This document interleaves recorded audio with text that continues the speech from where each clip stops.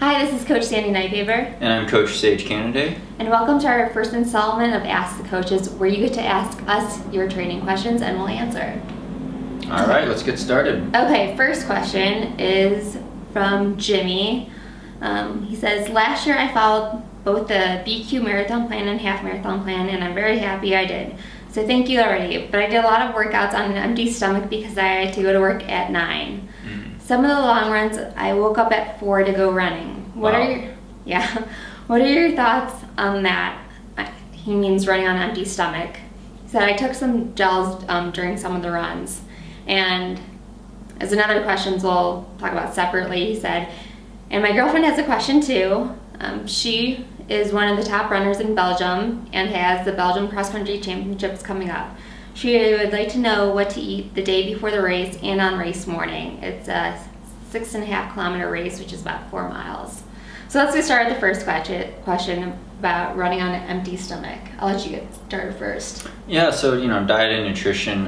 Some of it might have to do with your own personal, average routine and your typical diet throughout the day. But generally, I would say, I used to run on a fairly empty stomach for training runs, a lot of training runs that were relatively shorter, and you could kind of you're going to be pretty low on glycogen in the morning, or you're not going to have carbs in your system actively in the morning. You should have enough glycogen though in your muscles and liver to be able to run pretty hard for fairly long. So your stomach might be growling, you might be hungry, but your body's going to tap into also burning some fat stores, which is somewhat beneficial as just being a more efficient distance runner if you haven't had something right away. That being said, if you're going into a long run or a pretty long high intensity workout, it's important to have enough fuel to get the right intensity in for the workout. So if you don't have a breakfast that has some carbohydrates in it, usually you might bonk pretty bad if you have to throw down at a high intensity 20-mile long run or something like that. So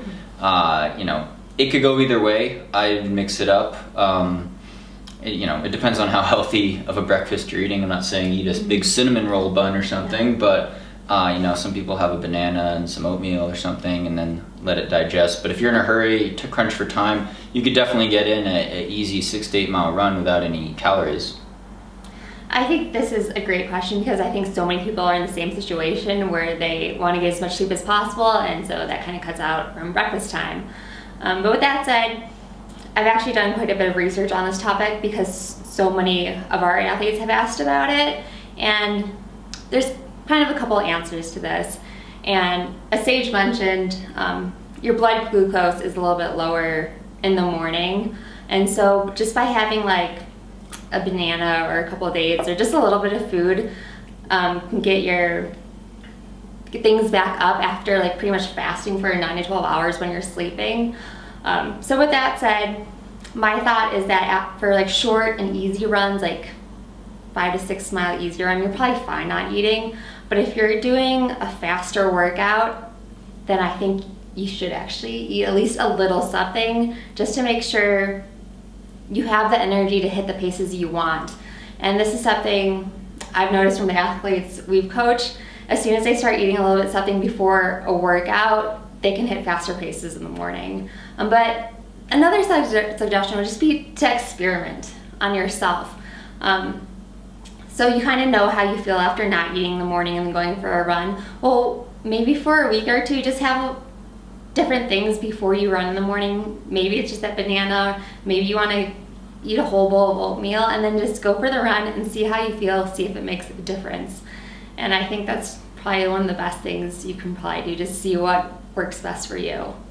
Yeah, and that kind of answers part of the second question too about like types of things to eat before a race or before a hard workout. Usually. Yeah, about his girlfriend. So she wants to know what to do before her 6.5 kilometer cross country race. Yeah, so 6.5 kilometers, not an ultra marathon obviously, so you could run that all on glycogen stores, but you don't want to go in starving. So having a meal I used to race cross country a lot and even rode half marathons, and we would eat something 2.5 or 3 hours before the race, something pretty simple, easy to digest, nothing new, usually pretty high carbohydrate source, pretty low in fat. something that's not gonna make you feel too bloated, but is gonna give you that quick energy to kind of shoot off the starting line. Mm-hmm. So I think you brought up a really good point, and I think the bigger question is what time you should eat before the race. And as you said, about 2 to 3 hours, and just like to give you some energy before the race, but not have you feeling bloated or too full as the race starts. And also you could think about dinner the night before. Depending on how early the race is, you might want to eat a little bit earlier than normal. Like Sage, you like to eat like around 5 before really early races. 12 hours before the race. Yeah, and just to make sure everything is kind of digested and you have to go to the bathroom. I make sure everything's cleared out that morning before the gun goes off. Yeah. And then, going into the race, I don't want to be starving, but for a shorter race, it feels good to be on an empty stomach a little bit and not. You need at least 2 hours probably to digest your breakfast. Yeah. So that's the other thing. And then with drinking too, I don't drink a whole lot even in the last hour going up to the starting line too, because you could overhydrate if you're just drinking water. Plus you're gonna have to be going to the bathroom a lot before the gun goes off. So you don't want a ton of water sloshing around your stomach. Unless it's a really hot day, then you have to be really, really careful of the hydration aspect. Ooh, I'm going off subject a little bit. That reminds me of the first question. Even if you don't eat before your morning run, you should probably have a glass of water just because you're getting dehydrated a little bit overnight. So having that glass of water is going to help you feel probably quite a bit better on your run. Yeah, I think covered a lot of ground with those questions. Thanks for asking, guys. Thank you. Hope you liked it. And if you want to ask a question yourself, be sure to like our Facebook page because we're not going to be taking questions from this video, but we will be taking questions periodically on our Facebook page, so make sure you like Sage Running on Facebook. Thank you for watching this first installment of Ask the Coaches.